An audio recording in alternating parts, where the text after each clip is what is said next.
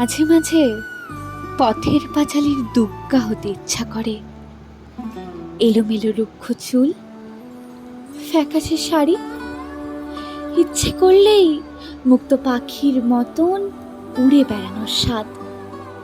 দস্যি মেয়ে হয়ে এ গাছ থেকে ও গাছে ফল পাড়তে ওঠা, কখনো বা এক দৌড়ে ঘাসবন পেরিয়ে ট্রেন দেখতে যাওয়া, বান্ধবীদের সাথে বনভোজন করে ধোয়ায় চোখ লাল করা, গাছের ডালে বসে খিলখিলিয়ে হাসা, আরও কত দস্যিপনা।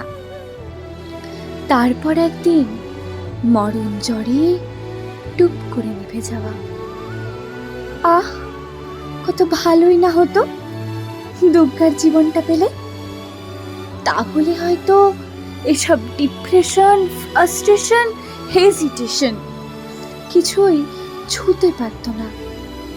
শুধু ওরার তৃপ্তি নিয়ে বিদায় নেওয়া যেত।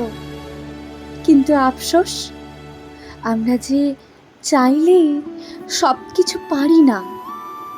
কিছু আমাদের ভাগ্যে থাকে না, আর কিছু থাকে নাগালের বাইরে। আর এইটাই জীবন।